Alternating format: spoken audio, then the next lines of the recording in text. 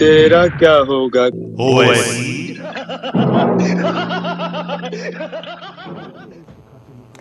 नमस्कार, आपके साथ मैं हूं लावनी श्रीवास्तव और आप देख रहे हैं 7 PM न्यूज लाइव। मेरे पीछे आप देख रहे होंगे एक बड़ा सवाल है। ये सवाल आज इसलिए उठ रहा है क्योंकि देश की सर्वोच्च न्यायालय ने एक महत्वपूर्ण फैसला सुनाया है। एक ऐसा फैसला जो तमाम राजनीतिक पार्टियों के नुमाइंदों की नींद पूरी तरीके से गायब कर देगा, तमाम राजनीतिक पार्टियों को बेचैन कर देगा और खास तौर से ओवैसी सरीखे राजनेताओं को इसलिए बेचैन करेगा क्योंकि उनकी तो वोट मांगने का आधार ही जाति, धर्म और भाषा रहा है।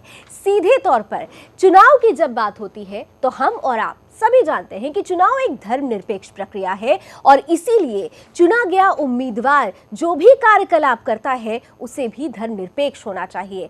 आज खास तौर से सुप्रीम कोर्ट ने इसी बात को याद दिलाने की कोशिश की है। सीधे तौर पर एक महत्वपूर्ण फैसला सुनाया, कहा कि चुनाव के दौरान धर्म और जाति के आधार पर जो कोई भी वोट मांगेगा वो पूरी तरीके से कल्प्रिट होगा, दोषी होगा। आप धर्म के आधार पर वोट नहीं मांग सकते और अगर आप ऐसा करते हैं तो जनप्रतिनिधि कानून के तहत आपका आचरण भ्रष्ट माना जाएगा। तो ऐसे में कितने भ्रष्ट आचरण वाले हैं हमारे देश के राजनेता? क्या इस फैसले को मानेंगे हमारे देश के राजनेता? और अगर मानेंगे, अगर ओवैसी सरीखे लोग भी मान लेंगे तो देश की राजनीति पर इसका क्या दूरगामी परिणाम होगा? इन्हीं तमाम पहलुओं को आज समझने और समझाने की कोशिश करेंगे। अगले कुछ ही पल में मेरे साथ कुछ खास मेहमान भी जुड़ेंगे, लेकिन शुरुआत इस रिपोर्ट के साथ करते हैं।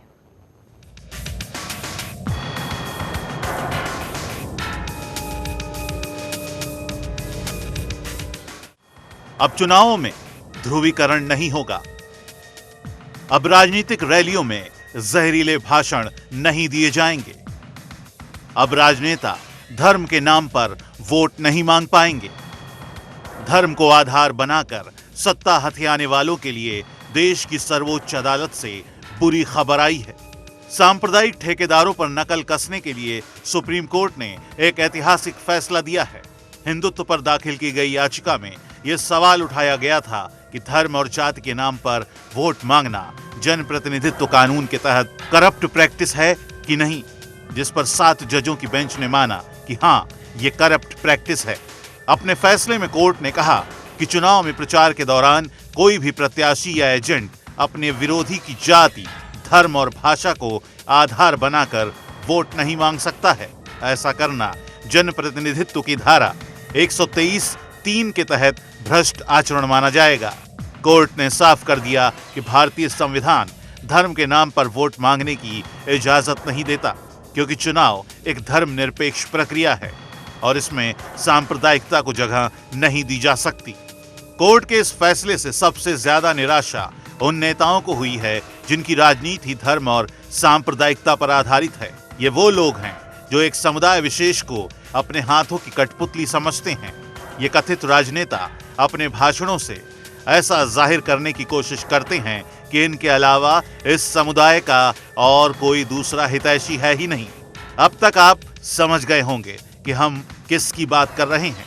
दरअसल हम बात कर रहे हैं हैदराबाद के ओवैसी बंधुओं की, जो अपने भाषणों से मुस्लिमों को भड़काते हैं।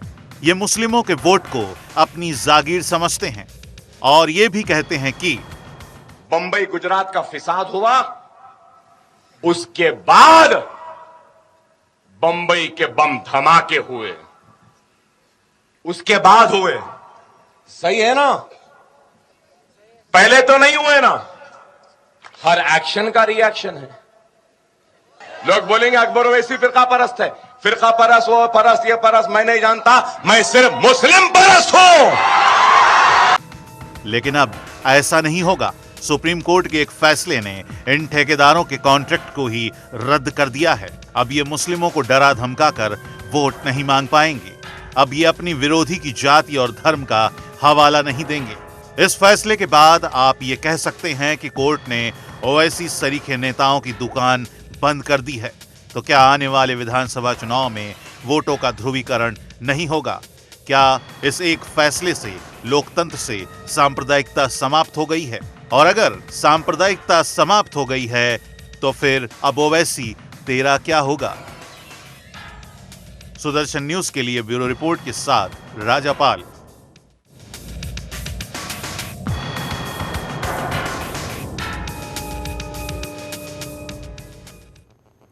फैसले के बाद से सवाल यही है कि क्या आने वाले चुनाव में वोटों का ध्रुवीकरण नहीं होगा? क्या हमारे देश की राजनीति एक बार फिर से सेक्युलर चरित्र वाली हो जाएगी? और अगर ऐसा हो जाएगा तो फिर इन जैसे नेताओं का क्या होगा जो अपनी राजनीति ही करते हैं धर्म और जाति के नाम पर? असदुद्दीन ओवैसी किस तरीके से धर्म के नाम पर, जाति के नाम पर लोगों को बरगलाता है और वोट बैंक इकट्ठा करने की कोशिश करता है, कुछ खास बयान के जरिए एक नजर डालते हैं। हिंदुस्तान, हम 25 कौड़ है ना, तुम 100 कौड़ है ना, ठीक है। तुम तो हमारे से इतने ज्यादा है, 15 मिनट के लिए पुलिस को हटा लो, बता लेंगे किसमें हिम्मत है, कौन ताकत है। साहब हम 2 से 7 हो गए होंगे साहब, हम 2 से 7 हुए, लेकिन आप बताइए क्या तेलंगाना में से एक भी मुसलमान को आप जिता सके? तो चलिए बिना समय गवाए आज के पैनलिस्ट से आपका परिचय कराती हूँ। मेरे साथ इस वक्त स्टूडियो में मौजूद हैं सुप्रीम कोर्ट के जाने माने senior advocate A K. Dubey ji, साथ ही साथ बीजेपी का प्रतिनिधित्व करने के लिए वरिष्ठ चेहरे अशोक गोयल जी हमारे साथ हैं। कांग्रेस से हमारे साथ जुड़ रहे हैं अनुज आत्रे जी और बीएसपी का प्रतिनिधित्व कर रही हैं रितु सिंह जी। आप चारों का बहुत बहुत स्वागत है और मैं सबसे पहले शुरुआत ए.के. दुबे जी से ही करूँगी। दुबे जी, थोड़ा सा और क्लियर करके आप यहाँ पर स्पष्ट करें कि आज सर्वोच्च न्यायालय को ये बात कहनी पड़ी है, बड़ी बात कही है, वो भी इलेक्शन के पहले। जरूरत किस तरीके से आन पड़ी थी इस फैसले की और किस तरीके से लिया जा रहा है इस फैसले को? देखिए, सुप्रीम कोर्ट की कॉन्स्टिट्यूशन बेंच ने कहा कि इलेक्शन जो है वो एक सेक्युलर एक्सरसाइज है और सेक्युलर एक्सरसाइज होने की वजह से किसी भी इलेक्शन प्रोसेस में अगर भगवान का नाम लिया जाता है, कास्ट बेस्ड पॉलिटिक्स होती है, तो वो सेक्युलर एक्सरसाइज के इंडियन कॉन्स्टिट्यूशन के प्रियम्बल के अगेंस्ट है। और 123(3) जो रिप्रेजेंटेशन ऑफ पीपल एक्ट है जो इलेक्शन को डील करता है, तो करप्ट प्रैक्टिसेस में आएगा। ऐसी स्थिति में जब इस देश में इस समय राजनीति में धर्म के नाम पर, जाति के नाम पर अगड़े पिछड़े, ब्राह्मण, क्षत्रिय, वैश्य, शूद्र, सवर्ण और हिंदू मुस्लिम के नाम पर ध्रुवीकरण होता है, राम मंदिर एक मुद्दा हो गया, ओवैसी का एक मुद्दा, ऐसी स्थिति में सुप्रीम कोर्ट को लगा कि अगर इसको रोका नहीं गया, स्टॉप नहीं किया गया, तो ये स्थितियां बहुत भयानक होंगी और आने वाले दिनों में इंडिया की जो डेमोक्रेसी है, जो डेमोक्रेटिक स्ट्रक्चर है, वो स्ट्रक्चर खराब होगा। लिहाजा उन्होंने जो रिप्रेजेंटेशन ऑफ पीपल एक्ट है उसकी व्याख्या करती है, जो बहुत पहले की अपील पेंडिंग है, आज की अपील नहीं है, बहुत पहले की अपील पेंडिंग है। और अभिराम सिंह ने इलेक्शन इसको प्रोसेस को चैलेंज किया था और वो सुप्रीम कोर्ट में पेंडिंग था। तो सुप्रीम कोर्ट ने आज 7 जजेस की बेंच ने उसका फैसला दिया, जिसमें 4 जजेस ने तो फेवर में दिया कि जो इलेक्शन है वो सेक्युलर एक्सरसाइज है और बाकी 3 जजेस का डिसेंटिंग व्यू था। लेकिन जो मेजॉरिटी थी वो मेजॉरिटी का डिसीजन इंप्लीमेंट हुआ, यानी आने वाले इलेक्शन में ये होगा कि धर्म के नाम पर, जाति के नाम पर इलेक्शन नहीं लड़ा जाएगा और जो डेमोक्रेटिक स्ट्रक्चर है उस स्ट्रक्चर के मुताबिक, जो कॉन्स्टिट्यूशन है उस कॉन्स्टिट्यूशन के मुताबिक इलेक्शन लड़ा जाएगा। बिल्कुल, बहुत महत्वपूर्ण बात दुबे जी ने कही और मैं सीधे अनुज आत्रे जी के पास आती हूँ। कांग्रेस का प्रतिनिधित्व कर रहे हैं, सबसे पहले इसलिए मैं आपसे सवाल कर रही हूँ अनुज जी, क्योंकि कांग्रेस को तो कहा ही जाता रहा है कि तुष्टीकरण की राजनीति अगर किसी ने की है तो वो कांग्रेस ने की है। अभी मैं आपको एक एग्जाम्पल भी याद दिला देती हूँ। वैसी जिस तरीके से बातें करते हैं, वो वैसी जिस तरीके से लोगों को बरगलाने का काम करता है, हम तमाम बयान दिखाते जाएंगे। आज हम ओवैसी को इसलिए सामने प्रोजेक्ट कर रहे हैं क्योंकि एक ऐसा नेता जो सीधे तौर पर इस देश को मुस्लिम परस्त कहकर, अपने आप को मुस्लिम परस्त कह के लोगों को भड़काता है, दंगा करवाने के लिए लोगों को उकसाता है। ऐसे में कांग्रेस से मैं एक बहुत महत्वपूर्ण सवाल करूंगी। ज्यादा दिन नहीं बीते, आप लोगों ने उत्तराखंड में एक डिसीजन ले लिया था कि फ्राइडे को जुमे की नमाज के दिन आप 1.5 घंटे का ब्रेक देंगे। फिर उसके बाद उसी दौरान ये पता चलता है कि अब तक वहां पर कोई मदरसा नहीं था, लेकिन पहली बार इलेक्शन से पहले पहला मदरसा वहां खुलता है। तो ये जो तुष्टीकरण की राजनीति कांग्रेस करती आई है, इस बड़े फैसले को लेकर आपको लगता है कि अब आप लोग समझ जाएंगे? देखिए, कभी भी कांग्रेस एकमात्र ऐसी पार्टी है इस देश में कि जिसके ऊपर ये धार्मिक और सांप्रदायिक का धब्बा कभी नहीं लगा। इतिहास उठा के देख लीजिए और आज तक। लावनी जी, मैं आपको आपके चैनल को, एक राष्ट्रीय चैनल है, पूरा देश देख रहे हैं और सब लोग समझते हैं कि इस देश में कौन सी वो ऐसी शक्तियां हैं, कौन से वो ऐसे दल हैं जो धर्म के आधार पर या जाति के आधार पर राजनीति करते हैं। और हम स्वागत करेंगे, कांग्रेस पार्टी इस चीज का स्वागत कर रही है। सुप्रीम कोर्ट को आज हस्तक्षेप करना पड़ा और इस चीज में ये हमारे संविधान में भी था, परंतु ये हमारी जो और मित्र पार्टियां हैं जो इस चीज की, संविधान की और कानून की धज्जियां उड़ाती हैं अपने वोट बैंक की राजनीति करने के लिए, कि हिंदू को मुस्लिमों से लड़ा देना या अगर पिछड़ों को लड़ा देना या जात पात के आधार पर वोट मांगना। आपने जब अपनी बात शुरू की मैंने आपको पूरा बोलने का मौका दिया, लेकिन आपने अपनी ही बात में ही अपनी ही जवाब में आप फंस गए। आपने कहा कि कोई ऐसा एग्जाम्पल नहीं है, जबकि मेरा सवाल ही एक उदाहरण से शुरू हुआ था उत्तराखंड में। हाँ, और ऐसे अगर हम सांप्रदायिक दंगा बिल की भी बात कर लें, तमाम तरीके से, अभी एक के बाद अगर हम इंसिडेंट्स याद करेंगे, उत्तराखंड सरकार ने जो ये फैसला लिया, आप उस चीज को इससे नहीं जोड़ सकते। कोर्ट का जो अभी ये आया है, अभी दुबे जी ने भी बताया, आप चुनाव के समय में, वोट मांगने के समय में या और अन्य किसी चीज के समय में, अब ऐसे तो और सभी धर्मों का जो है हमारा देश जो है, हमारा संविधान आदर करता है, सम्मान करता है। सभी धर्मों को कहीं ना कहीं उनके जो है धर्म के आधार पर जो है उनके त्योहारों के ऊपर, हमारे त्योहारों के ऊपर हमें कहीं ना कहीं त्योहार मनाने के लिए संविधान छुट्टी देने का हमें अधिकार देता है। साफ तौर पे कहा कि धर्म जो होता है वो एक व्यक्तिगत मसला होता है। आप किसी व्यक्तिगत मसले को पूरे आधार बनाकर किसी डिसीजन को नहीं ले सकते। आप सीधे तौर पर देखिए, आप अगर पर्व त्योहारों की बात करेंगे, हम पर्व त्योहार की बात नहीं कर रहे। उत्तराखंड में भी जो एक्शन लिया गया था, जो डिसीजन लिया गया था, वो नमाज पढ़ने के लिए अगर दिया गया, तो नमाज पढ़ना एक पद्धति है, वो एक पर्व नहीं है। पर्व और पद्धति में बहुत अंतर होता है। थोड़ा सा आपकी इसमें करेक्शन कर दूंगा लाली जी। उत्तराखंड सरकार ने जो निर्णय लिया था, वो ये निर्णय लिया उन्होंने कि जो रमजान के दिनों में जो जुमे की नमाज होगी, उसमें मुस्लिम भाइयों को जो है, तो नवरात्र में भी, फिर मैं आपसे यही सवाल करूंगी, नवरात्र की संध्या आरती के लिए फिर हिंदुओं को भी ऐसे ही टाइम दिया जाना चाहिए था। हमारी उत्तराखंड सरकार ने, साथ में हमारे मुख्यमंत्री जी का आपने अगर बयान पढ़ा हो तो उन्होंने सुना भी होगा, उन्होंने साफ स्पष्ट किया है कि इस प्रकार की अगर और अन्य धर्मों की तरफ से भी कोई ऐसी इस प्रकार की आती है तो उनको भी टेक केयर करते हुए सरकार समय पर उचित निर्णय लेगी और लेती भी है। और जिस प्रकार के जो भी हमारे हिंदुओं के जो बड़े धर्म होते हैं, वापस ले लिया, उनमें छुट्टी मिलती है। शायद उत्तराखंड सरकार को अपनी गलती का एहसास हो गया था, उन्होंने डिसीजन वापस ले लिया था। आज आप जरूर एक्सप्लेनेशन दे रहे हैं, लेकिन सरकार ने भी अपनी गलती महसूस की थी। मैं अशोक गोयल जी के पास आऊंगी पहले, उसके बाद ऋतु जी के पास आऊंगी। अशोक गोयल जी, खास तौर से आज जो फैसला लिया गया है, हमारे देश की राजनीति का चरित्र सेक्युलर रहा है, लेकिन हम आज़ादी के बाद से ही देखते आ रहे हैं कि वो चरित्र ही कहीं खो गया था। आज सुप्रीम कोर्ट एक डिसीजन देता है, क्या उस डिसीजन से हम उस चरित्र का पुनर्निर्माण कर पाएंगे? जिस तरह से अनुज जी कह रहे हैं कि हमारी दूसरी विपक्षी पार्टियां ये काम करती रही हैं, ये तो आरोप और प्रत्यारोप का दौर शुरू हो गया। ये विषय आरोप प्रत्यारोप का नहीं है। विषय ये है कि सुप्रीम कोर्ट ने देश की एक बड़ी बीमारी को देखते हुए ये निर्णय लिया है, और निर्णय भले ही वो सर्वसम्मति से ना होकर बहुमत से हुआ है, लेकिन फिर भी निर्णय है, वो कानून बन गया है, उसको कहीं भी चैलेंज नहीं किया जा सकता। और वो निर्णय ये है कि कोई भी दल चुनावों में किसी भी प्रकार से जाति, धर्म, संप्रदाय, किसी के आधार पर वोट नहीं मांग सकेगा, लोगों के बीच में बंटवारा नहीं कर सकेगा। मैं अपनी पार्टी की ओर से, दल की ओर से इस निर्णय का स्वागत करता हूं। वहीं सभी दलों से ये आशा करता हूं कि सब दल इस धारणा को अपनाकर निसंदेह राजनीति में शुचिता लाने के लिए पहल करेंगे। और अगर कहीं किसी ने भी, हो सकता है कि हमारे कुछ लोगों ने भी गलत कहीं बोला हो, लेकिन मुझे लगता है कि शुरुआत से जो राजनीति चली है उसमें तुष्टीकरण का खतरनाक खेल कहीं ना कहीं किसी भी तरीके से सत्ता में आने के लिए लोगों ने खेला है। अब उन सारी चीज़ों को मैं दलगत राजनीति पर ना जाकर केवल और केवल, क्योंकि जो संविधान बाबा साहब अम्बेडकर जैसे महापुरुष के द्वारा बनाया गया, वैसे तरह के लोगों पर इसका क्या कोई असर पड़ेगा? क्या वो सुधरेंगे इस तरीके के डिसीजन के बाद से? अशोक जी, निश्चित रूप से फर्क पड़ेगा। जब कोई वक्ता बोलेगा उसके दिमाग में ये बात रहेगी, अगर एक शब्द भी गलत निकला और वो जो है इस निर्णय की भावना के विरुद्ध है, तो निश्चित रूप से उसका फर्क उसके चुनाव पर भी पड़ेगा और पार्टी के उस पर भी पड़ेगा कि पार्टी की छवि दूषित हो।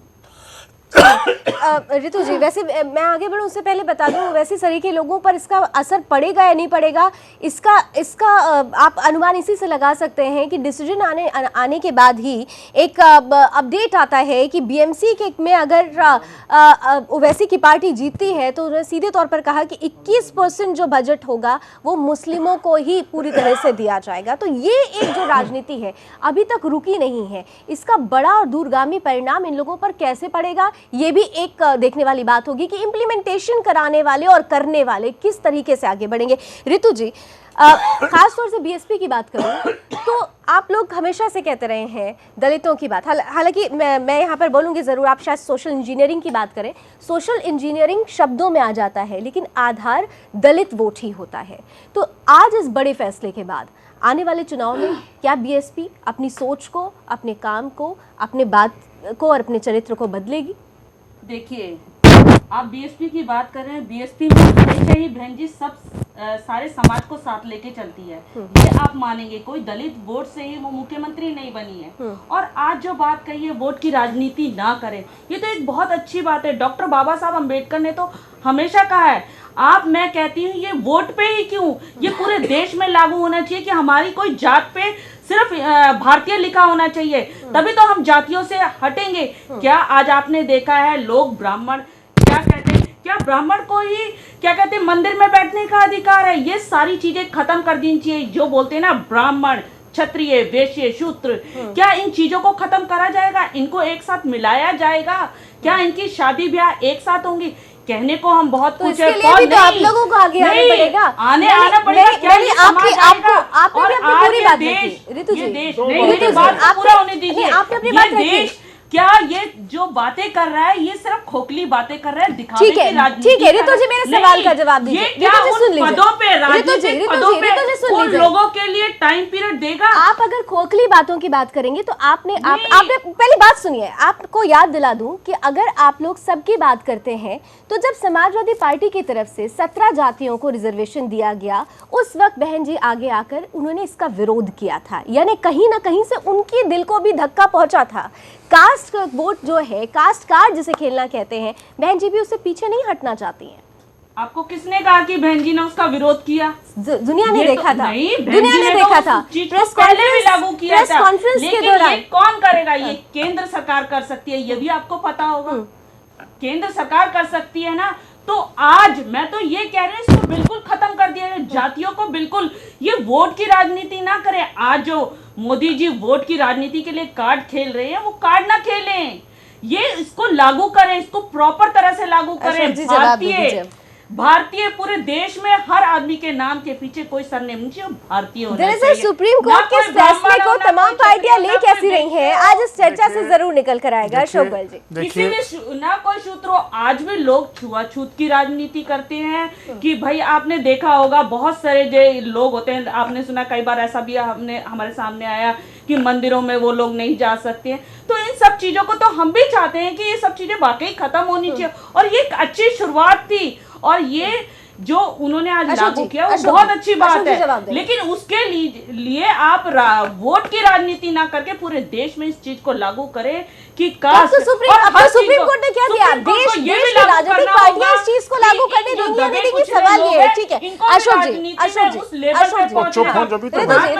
का भी अधिकार होना चाहिए जो आज तक कभी नहीं हुआ। ऋतु जी अशोक जी की बात सुन लें, क्योंकि सुप्रीम कोर्ट का अब जब सुप्रीम कोर्ट ने फैसला सुना दिया है तो ये तो अब सबके लिए सन्मान्य होगा। मेरी बेटी रीतू सिंह जी जो कह रही, धर्म, जाति, संप्रदाय ये सदियों से चले आ रहे हैं, और इनमें कहीं ना कहीं जहाँ भी कुरीति हो गई है वो कुरीति निश्चित रूप से दूर होनी चाहिए, एक बात। लेकिन अभी मुद्दा क्या है? अभी मुद्दा यह है कि चुनाव में इसका दुरुपयोग न किया जाए। चलिए अशोक जी, मैं आपके पास आपकी बात को कंटिन्यू करूंगी, लेकिन उससे पहले फोन लाइन पर एक मिनट एक एक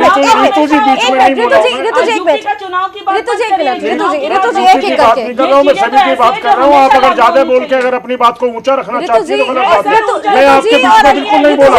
ऋतु जी रवैया ठीक रखे। आदिल अलवी एमआईएम नेता इस वक्त फोन लाइन पर जुड़ चुके हैं, उनकी प्रतिक्रिया भी जान लेते हैं। आदिल अलवी, आपका बहुत बहुत स्वागत है सुदर्शन न्यूज में, और सीधा सीधा सवाल करूंगी मैं आपसे। सुप्रीम कोर्ट ने एक फैसला सुना दिया है सर, अब आप लोग क्या करेंगे? अब आपके वोट बैंक का क्या होगा? सुप्रीम कोर्ट कह चुका है कि जाति के आधार पर वोट मांगेंगे तो आपका आचरण भी भ्रष्ट आचरण माना जाएगा।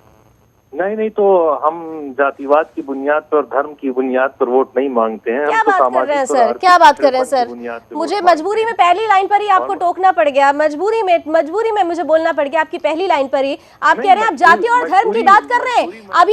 हमने अभी आपके ही सीनियर लीडर ओवैसी का बयान सुना है यहाँ पर कि वो सीधे तौर पर कहते हैं कि मैं मुस्लिम परस्त हूँ, मुस्लिम्स के नाम पर वो वोट मांगते हैं, तुष्टीकरण की राजनीति करने से वो गुरेज नहीं करते हैं। उनका कोई इस तरह का बयान नहीं है कि वो मुसलमान के नाम पे वोट मांगते हैं, वो धर्म के नाम पे वोट नहीं मांगते, लेकिन धर्म के नाम पे जो एक्सप्लॉयटेशन होता है उसकी बुनियाद पे हम बिल्कुल दलितों के साथ अत्याचार हो रहा, अन्याय हो रहा, मुसलमानों के साथ हो रहा है, तो आदमी जब उसकी बात करेगा तो वहाँ वो जिक्र उसका होगा।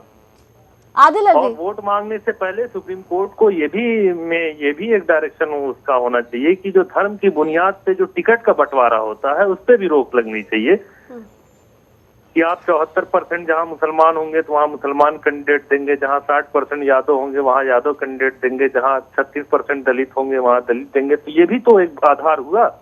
लेकिन अब तो सुप्रीम कोर्ट का फैसला आ गया है सर, अब तो बात सीधी बात ही है, अब तो सुप्रीम कोर्ट का फैसला आ गया। अब आप किसी भी तरीके का एक्सप्लेनेशन दें, सर्वोच्च न्यायालय ने अगर जरूरत समझी और एक फैसला सुनाया है तो अब आप लोगों की किसी बात का कोई मायने नहीं रह जाएगा। चलिए आदिल जी, मैं आपसे भी रिक्वेस्ट करूंगी, सही मेहमानों से रिक्वेस्ट करूंगी कि आप हम सब बने रहते। एक छोटे से ब्रेक के लिए मुझे बार बार कहा जा रहा है क्योंकि अब चर्चा का आधार दूसरे रुख की ओर जाएगा। जिस सेक्युलर चरित्र की हम बात कर रहे हैं, हर कोई अब उस सेक्युलर चरित्र की दुहाई देगा, लेकिन क्या उस सेक्युलर चरित्र को अपना पाएगा या नहीं अपना पाएगा? इस ब्रेक के बाद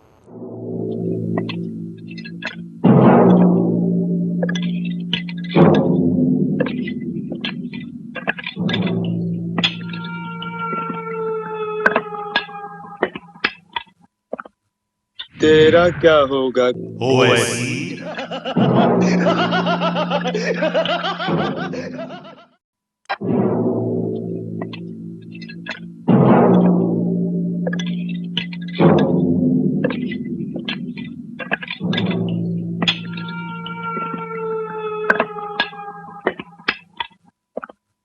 तेरा क्या होगा? ओवैसी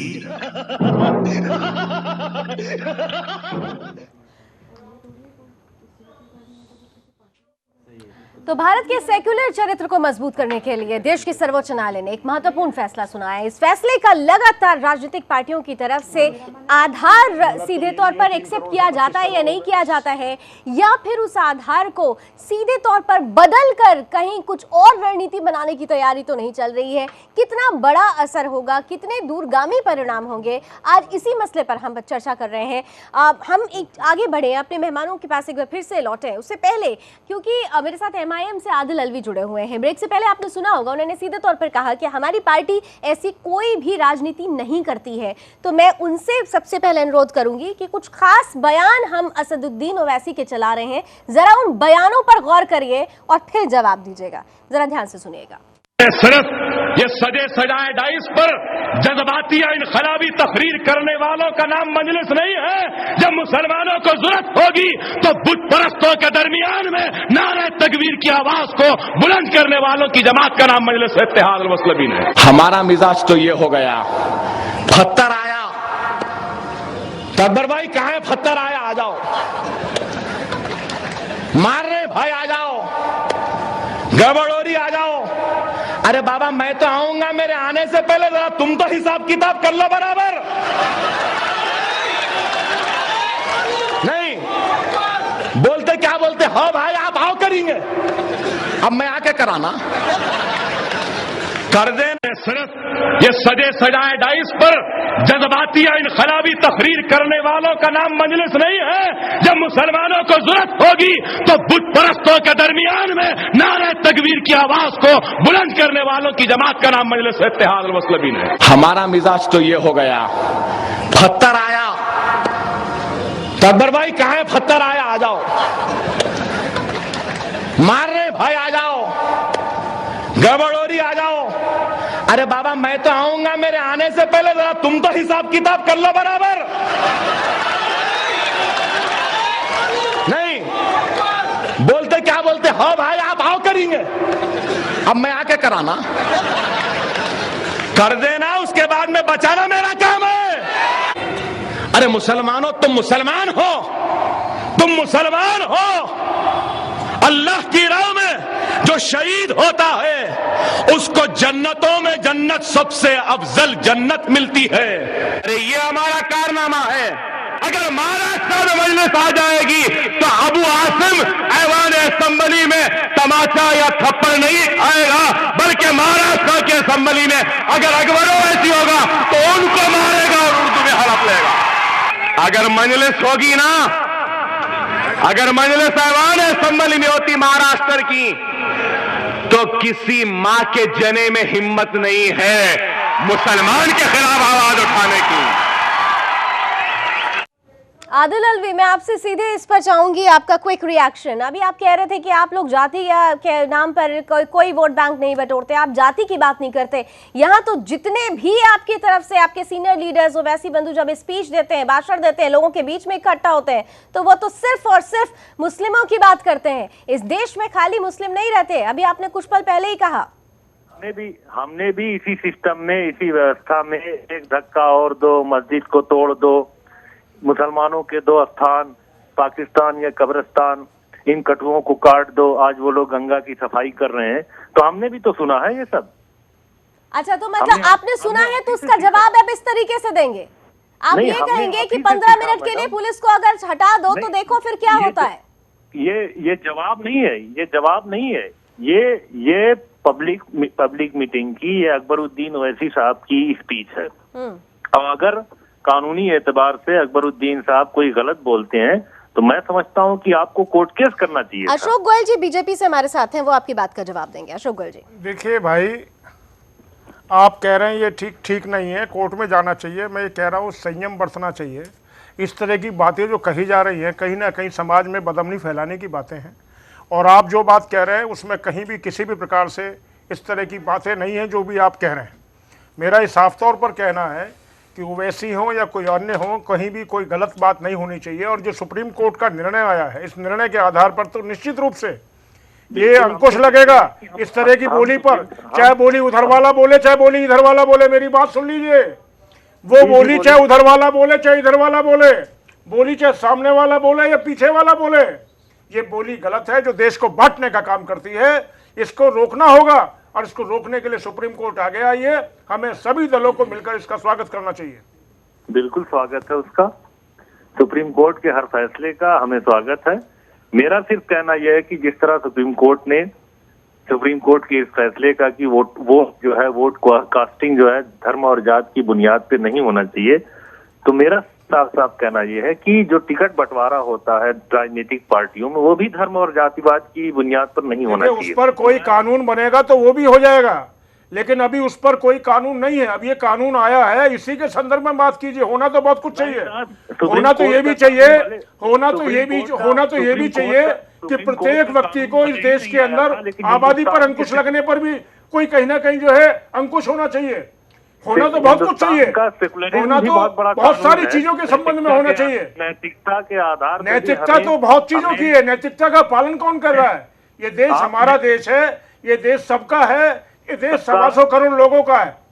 ठीक है, हिंदू या मुस्लिम कोई ठीक भी है अशोक जी, ठीक है कानून का पालन सबके लिए। अश्विनी जी हैं, सुप्रीम कोर्ट से एडवोकेट हैं, वो सबसे इम्पोर्टेंट पार्ट है इस डिबेट का, क्योंकि पूरा फैसला ही कोर्ट की तरफ से आया हुआ है। अश्विनी जी, सीधे तौर पर अगर आपने सुना, पार्टीज को, कैंडिडेट्स को जो दिया जाता है उसको लेकर भी सवाल उठने लगे हैं। कैंडिडेट्स का जो बंटवारा होता है, टिकट बंटवारा होता है, उसको लेकर भी अब सीधे तौर पर क्वेश्चन किया जा रहा है। आदिल अलवी जी की इस बात से बिल्कुल मुझे सख्त ऐतराज है कि किसी पार्टी का जिम्मेदार व्यक्ति इस तरह की बात टीवी स्क्रीन पर बोल रहा है, धर्म को बांटने वाली, और उसके बाद भी कि सुप्रीम कोर्ट ने भी जो जजमेंट दिया और कॉन्स्टिट्यूशन में क्लियरली लिखा हुआ है कि सेक्युलर स्टेट है, धर्मनिरपेक्ष राष्ट्र है और हिंदू मुस्लिम सिख ईसाई इस देश के पार्ट हैं, उसके बाद भी इस तरह की डिसिसिव बात करना मैं समझता हूँ आज की तारीख में निश्चित तौर पर बहुत ही निंदाजनक है। और ऐसी बातें इसीलिए सुप्रीम कोर्ट को आना पड़ा। 90 to 93 में मैं बताऊं, मनोहर जोशी ने एक स्टेटमेंट दिया मुंबई में। उन्होंने कहा, जब मुंबई ब्लास्ट हुआ, सैकड़ों लोग मारे गए, उन्होंने कहा कि अगर हमारी पार्टी शिवसेना आती है तो हम पूरे महाराष्ट्र को फर्स्ट हिंदू राष्ट्र डिक्लेयर कर देंगे। मुंबई हाईकोर्ट ने उनके उस डिसीजन को, उनके उस स्टेटमेंट के बेसिस पर उनके इलेक्शन को नलिफाई कर दिया, बोला कि ये रिप्रेजेंटेशन ऑफ पीपल एक्ट का वायलेशन है और आपने जो है जो करप्ट प्रैक्टिसेस है उसके मुताबिक हो। Justice JS Verma, supreme court की 3 जजेस की बेंच ने कहा कि नहीं, कोई भी व्यक्ति रिलीजन के नाम पर वोट मांग सकता है और वहां पर यह डिफाइन हुआ कि हिंदुत्व जो है एक वे ऑफ लाइफ है।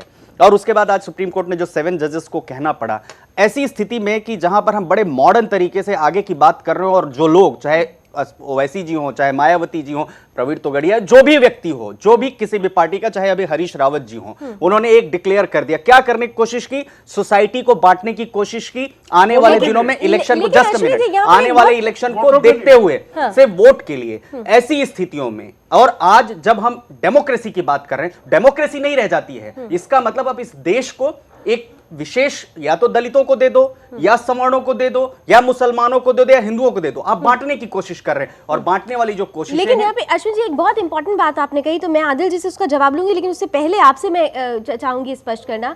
सीधे तौर पर कोर्ट ये कहता है कि हिंदुत्व तो एक जीवन पद्धति है, लेकिन अभी भी आदिल अलवी को भी आपने सुना, उन्होंने कहा कि हिंदुत्व के नाम पर भी वोट मांगा जाता है। तो ये जो एक कॉन्ट्राडिक्शन है, इसको किस तरीके से क्लियर करें? आज वही मैं कह रहा हूं, हिंदुत्व के नाम पर वोट मांगना। सुप्रीम कोर्ट ने क्या कहा कि इंडिया एक सेक्युलर स्टेट है और सेक्युलर स्टेट होने के नाते यहां पर कोई भी पॉलिटिकल पार्टी जाति के आधार पर या उसके धर्म के आधार पर वोट नहीं मांग सकती। हिंदुत्व वे ऑफ लाइफ है। वे ऑफ लाइफ में तो आप लीड कर सकते हैं लाइफ को, लेकिन जो रिलीजियस प्रैक्टिसेस है, रिलीजियस प्रैक्टिसेस, उन्होंने कहा नहीं, अगर हिंदू आ जाएंगे तो मुसलमानों को मार देंगे, मुसलमान आ जाएंगे हिंदुओं को मार देंगे। अब ओवैसी साहब का कुछ दिन पहले नोटबंदी पर बयान आया, उन्होंने कहा साहब नोटबंदी पूरे देश के लिए है, नोटबंदी पर उनका बयान है, मुस्लिम इलाकों में नहीं पहुंच रहा है। माने किस तरह की पॉलिटिक्स की आप बात कर रहे हैं? किसी हिंदू ने किसी इस बात को कहा, या किसी क्रिश्चियन ने इस बात को कहा, किसी सिख ने कहा कि सिख इलाके में नहीं जा रहे, यानी आप खुद अपने आप को आइडेंटिफाई करके अपने आप को अलग करने की कोशिश कर रहे हैं। ओवैसी की तरफ से भी थी और रितु जी बैठी हुई है, मायावती जी ने भी कह दिया था कि दलितों को परेशान करने की एक नीति है। ठीक है,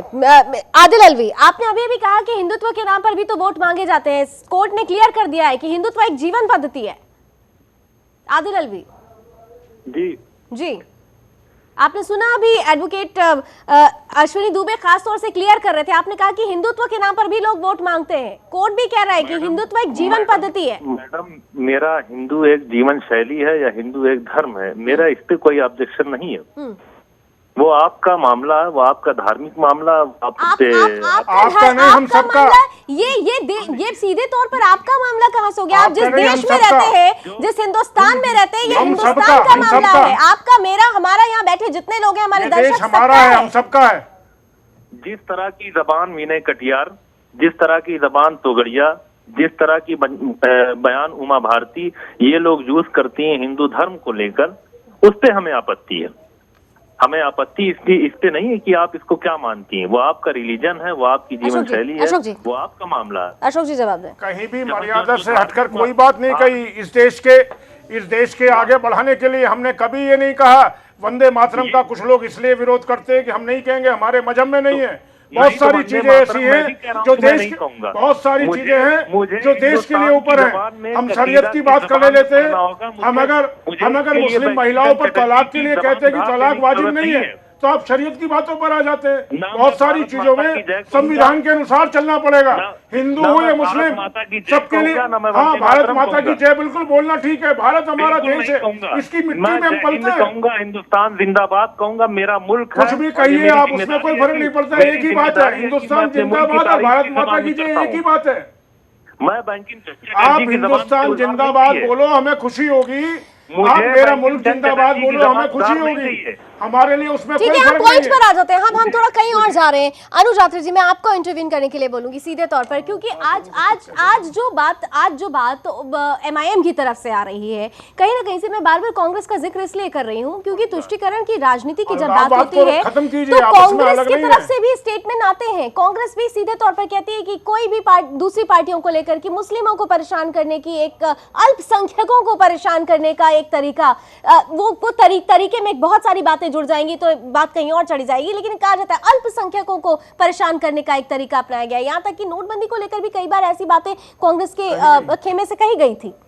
आपको नहीं लगता कि आप लोग खुद इस तरीके के लोगों को हवा देते हैं? बहुत सारी बातें बोल दी हैं लावनी जी, मैं एक करके आपकी बात का जवाब देता हूँ। जी, सबसे जी। पहले तो मैं एक उदाहरण पूछना चाहूंगा कि आप ये बता दीजिए कि नोटबंदी को लेकर के कांग्रेस की तरफ से इस तरह का कोई बयान आया हो कि जिसमें अल्पसंख्यकों को लेकर के ये बात।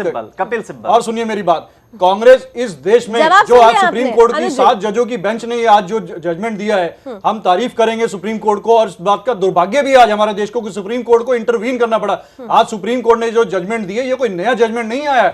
ये देश जब हमारा आजाद हुआ था, जिस समय हमारा संविधान लागू हुआ था, कांग्रेस की सरकार ने संविधान बनवाया था हमारा। संविधान की सुप्रीम कोर्ट ने आज उसकी स्पष्टीकरण दी है कि संविधान में हमारे ये चीज लिखी हुई है कि देश हमारा सेक्युलर देश है, धर्मनिरपेक्ष देश है। यहाँ पर इस देश में और जो है समाज में अनुज जी की कानून इस बात से इसमें जो है बिल्कुल कानून ताल्लुक हमें अलाउ नहीं है। नहीं करता कि हम कांग्रेस पार्टी ने संविधान नहीं बनाया। माना किसने ये नहीं, बताया? यही तो बात है कि ये ऋतु सिंह जी, यही तो बात है कि आप लोगों की जैसी पार्टियां और अशोक गहलोत की जैसी पार्टी, ऋतु सिंह जी की जैसी पार्टी और ओवैसी साहब जैसों की पार्टियां, इन लोगों ने संविधान की धज्जियां उड़ाई हैं।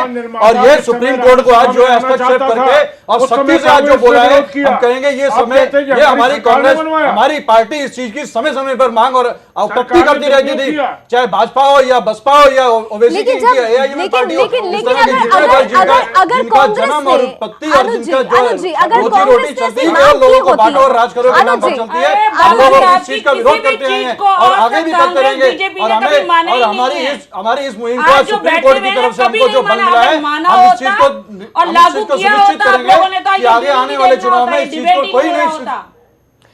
अनुज जी, पहले तो हम लोग एक एक करके अगर आप लोग बोलेंगे तो शायद स्पष्ट रूप से आवाज समझ में भी आएगी लोगों को। अनुज जी, आप जिस मांग को कह रहे थे, मैं अशोक जी जरा पूछ लूं ये चीज कि आप कह रहे हैं कि आप लोगों की सरकार ने ऐसा होने ही नहीं, आपने कभी ऐसा नहीं चाहा। अगर आप लोग ऐसा नहीं चाहते तो फिर सर्वोच्च न्यायालय को आगे नहीं आना पड़ता। देखिए, निश्चित तौर पे आज हमारी पार्टी की सरकार नहीं है, आज जिसकी सरकार है केंद्र में, और जो है जो पूरे देश में जिस प्रकार का माहौल चल रहा है, उस चीज को स्थिति को देखते हुए और आने वाले चुनाव में सुप्रीम कोर्ट को पहले ही आगाह हो गया था कि किस प्रकार से जो चुनाव 5 राज्यों के चुनाव आने वाले हैं, किस आधार पर चुनाव लड़ने जाएंगे, किस प्रकार के बयान लोगों के नेताओं के आ रहे हैं सामने। हम कहते हैं कि सुप्रीम कोर्ट को आज जो है कोई नया जजमेंट नहीं दिया सुप्रीम कोर्ट ने। सुप्रीम कोर्ट ने ये बोला है कि संविधान में, गोयल साहब आप जब बोल रहे थे इतनी देर से मैं चुपचाप सुन रहा था, थोड़ा सा आपसे निवेदन है कि आप भी सुनने का धैर्य रखें। बीच में आपकी बात हो रही है तो आपको जब समय दिया जाएगा बोलिएगा, मैं नहीं बोलूंगा बीच में। आपको आज कोर्ट ने, हमारे 7 बेंच जजों की जो बेंच ने स्पष्ट किया है कि संविधान में हमारे ये इस चीज की कभी भी हमारे को, देश के किसी भी नागरिक को या किसी भी राजनीतिक दल को अलाउ नहीं करता है कि आप धर्म के नाम पे, जाति के नाम पे लोगों से वोट मांगे या उनको बांटे। और ये सख्ती से आज इस चीज का जो पालन सुप्रीम कोर्ट ने किया है, इससे हम कहेंगे चुनाव आयोग को भी इससे बल मिलेगा और आने वाले समय में हमारी पार्टी इस चीज को सुनिश्चित करेगी कि अगर कोई पार्टी इस चीज की हिमाकत की तो हमारी वो पार्टी होगी जिसके खिलाफ सबसे जवाब सुन ले अशोक जी का। वो कहीं ना कहीं से आरोप, अशोक जी आरोप लग रहा है कहीं ना कहीं से सीधे तौर पर बीजेपी पे। देखिए, सीधी सीधी बात यह है कि 2014 से हमारी सरकार बनी है, केंद्र में इससे पहले आपकी सरकार थी। ये जो निर्णय हुआ है ये किसी पुरानी याचिका के संबंध में हुआ है, आज का केस नहीं है। ना 1 साल पहले किसी ने डाला है, ना 2 साल पहले किसी ने डाला है। पर आज सुन लीजिए मेरी बात, सुनिए। नहीं भाई साहब, आज बोलिए आप, सुप्रीम कोर्ट की आज के हालात को देखते हुए आप लोग अनुज उनका जवाब सुन ले, अनुज उनका जवाब सुन लीजिए, अनुज उनका जवाब सुन ले। मुसलमानों की पंचायत करी थी, आप ये देखिए ना, आप लोगों ने भी तो मुसलमानों की पंचायत करी थी, बीजेपी ने। अशोक जी, आप लोग भी तो यही वोट मांग रहे हैं, मुसलमानों की पंचायत कर रहे हैं। आपको क्या आपत्ति हो रही है? आप भी तो दलित बन रहे हैं, क्यों आपत्ति? हम उन्हें क्यों भड़का रहे हैं? ये आप धर्म के नाम पर और जाति के नाम पर अगर करेंगे इस तरह की लोगों को भड़काएंगे या लोगों को किसी प्रकार का भी आप जो है अपनी तरफ से करने पड़ेंगे, उस चीज पे आपत्ति है। समाज को बांटने का आप काम करेंगे, उस पर आपत्ति है।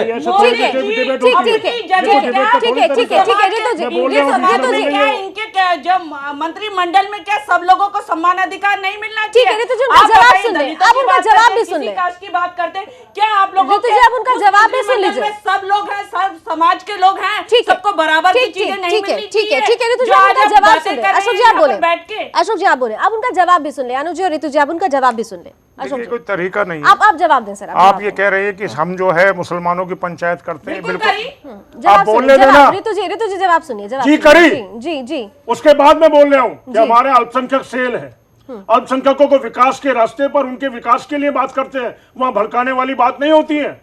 वहां ऐसे नहीं होता है कि हम अल्पसंख्यक बिरादरी के लोगों को जाति के आधार पर, धर्म के आधार पर भड़काने के लिए पंचायत करते हैं। हम केवल और केवल देश के लिए, हम केवल देश की नीतियों को बनाने के लिए, चूंकि आपने अल्पसंख्यकों को हमारा दुश्मन बना के हमेशा प्रस्तुत किया है, आप लोगों ने राजनीति का दुरुपयोग किया है। एक बड़ा आरोप जो आप पर लग रहा है कि बीते सालों की बात नहीं हो रही है, सिर्फ ये 2-2.5 सालों को देखने के बाद ऐसा अभी आप भी देख रहे हैं मोदी जी मौजूद नहीं है। इस आरोप मोदी जी को आज भी सुना हमने, सबका साथ सबका विकास। नोटबंदी 50 दिन पूरा होने पर जवाब तक नहीं दिया, लोग मर गए। मोदी जी ने एक मुझे लगता है चीजें कहीं और जा रही है, वो गए जिनके कहीं और जा रही है, वो गए जिनके पास काला धन था। मोदी जी जिन्होंने ने कितना पैसा दिया, कई हजार करोड़ रुपए, कई हजार करोड़ रुपए बैंकों में जमा करा दिए गलत ढंग से।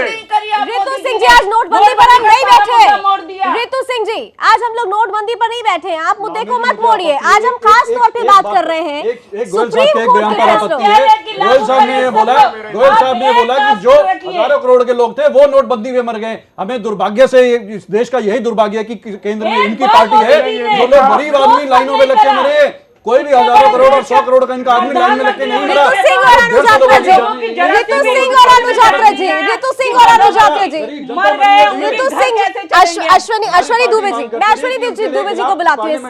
ठीक है अनुज जी और ऋतु सिंह जी, मैं आप दोनों से रिक्वेस्ट कर रही हूँ, हम इस मुद्दे पर नहीं, हम किसी और दिन इस मुद्दे पर बैठेंगे। आज सीधे अश्वनी जी, आपको नहीं लगता, अश्वनी जी आपको नहीं लगता कि दरअसल क्या है, ये एक ऐसा डिसीजन आया है जो कहीं ना कहीं से हर राजनीतिक पार्टी को बेचैन कर रहा है? अब उस आधार को पाटने के लिए नई तरीके की सीमेंट की दीवार तैयार की जाएगी और ऐसा ही कुछ होने लगा है।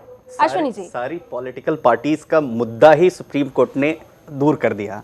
जैसे बहुजन समाज पार्टी का जो अभी सर्वजन था, पहले दलित था, वो मुद्दा चला गया। उसके बाद जो दूसरी पार्टी एमआईएम है, एमआईएम का मुस्लिम और बताएंगे एक दलित से क्या बहन जी जीतती है, समाज को लेके वोट। ऋतु जी उनकी बात सुन ले। फिर आप ये कैसे कह सकते हो कि बहन जी एक दलित की राजनीति करती हैं? ठीक है, वो उस कास्ट से है, लेकिन उसमें वोट देने वाले वो सब लोग होते हैं जिससे वो जीतती है, जिससे वो मुख्यमंत्री। ऋतु सिंह जी, आप किसी को ना सिखाएं। ऋतु सिंह जी, आप ये ना सिखाएं कि बीएसपी किस चीज की कैसी राजनीति करती रही है और क्या वोट बैंक रहा है। नोटबंदी बहुत चिल्लाया था आपने, उस वक्त भी उन्होंने कह दिया था कि दलितों को परेशान करने के लिए। अश्वनी दुबे कुछ खास बात बता रहे हैं। ऋतु सिंह जी, अश्वनी दुबे कुछ खास बात बता रहे हैं,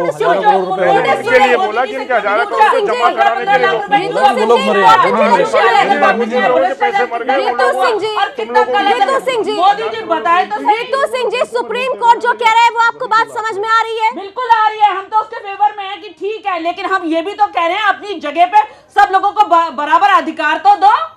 किस अश्विनी जी, एमआईएम की जो पॉलिटिक्स थी, एमआईएम की पॉलिटिक्स सिर्फ मुस्लिम तुष्टीकरण के आधार पर और मुस्लिम्स के नाम पर जो चल रही थी, दुकान पूरी खोल रखी थी लड़ाने की, वो रॉइट्स की बात। क्योंकि अभी हम लोग जो असासुद्दीन ओवैसी का जो क्लिप देख रहे थे उसके मुताबिक सीधे रॉइट्स की बात कर रहे हैं, सीधे रॉइट्स की बात। 25 करोड़ लोगों को हाथ खुला छोड़ दो, पुलिस हटा दो, तो वो रॉइट्स की बात, वो एक खत्म हो गया।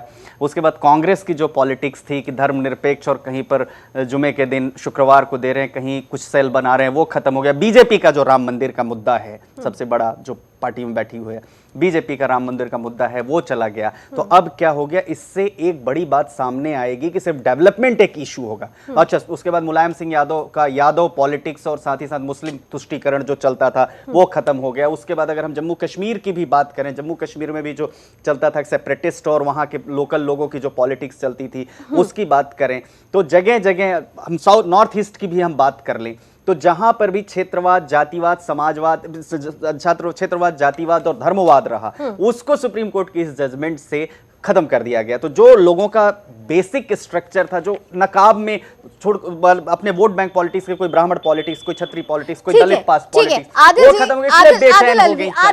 आदिल अलवी, अब जो खास बात है, अब ये सारे समीकरण समाप्त हो गए। जैसे कि अभी अश्वनी जी ने कहा कि अब जाति की, धर्म की बात नहीं होने वाली है। अगर मैं आपसे पूछूं कि अब आपके एजेंडे में क्या शामिल रहेगा, अब आप किस हमारे एजेंडे सुनिए। अब मैं सबको खामोशी से सुन रहा था और ये आपकी जिम्मेदारी है कि आप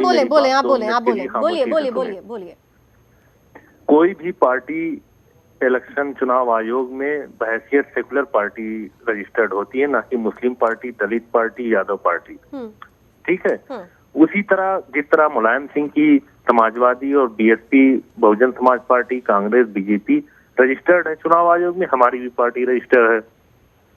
मसला ये है कि बिल्कुल ये सुप्रीम कोर्ट का सही फैसला आया है, हम इसके फैसले का स्वागत करते हैं। और ये हम कहते हैं कि चुनाव में एजेंडा जो है शिक्षा होना चाहिए, चुनाव में एजेंडा डेवलपमेंट होना चाहिए, चुनाव में एजेंडा जो है हेल्थ एंड एजुकेशन होनी चाहिए, और लोगों का, आम आदमी का, किसानों का विकास होना चाहिए। ठीक है, लेकिन MIM तो मुल्क में गवर्नमेंट तो नहीं बनाई, रूलिंग तो नहीं। आप MIM को एक तरफ कर दीजिए, ठीक है, चलिए हम मान लिए कि हम MIM को इसलिए एक तरफ नहीं कर सकते क्योंकि MIM ही सबसे ज्यादा जातियों की जाति की जो राजनीति इस वक्त कर रही है वो MIM कर रही है। आदिल अलवी जी, मुझे इसलिए आपको इंटरप्ट करना पड़ा कि आपके ही वरिष्ठ नेता ने अभी कुछ पल पहले इस डिसीजन के आने के बाद ही बोला है कि BMC का बजट 21% मुस्लिम को दिया जाएगा। अभी भी वो इस चीज से ऊपर नहीं उठे हैं। पुरानी स्पीच है, वो सुप्रीम कोर्ट के डिसीजन से उसका कोई ताल्लुक नहीं। मैं खंडन करता हूँ उस स्पीच का कि नहीं, उसका अकबरुद्दीन तो अब हम क्या समझे, विकास आपका एजेंडा रहेगा?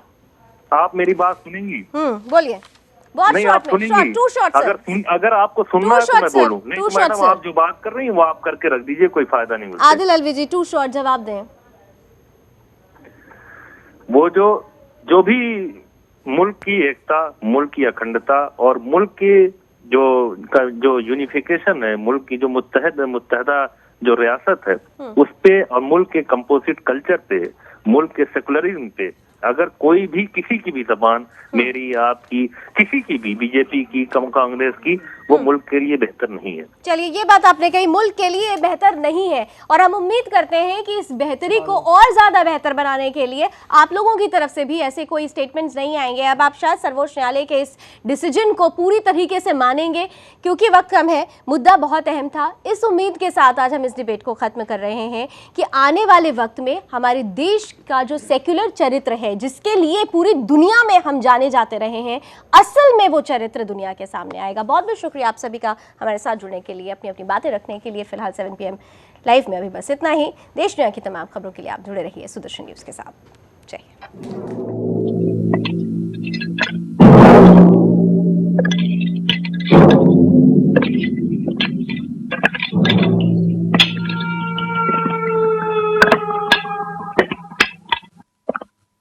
तेरा क्या होगा? ओवैसी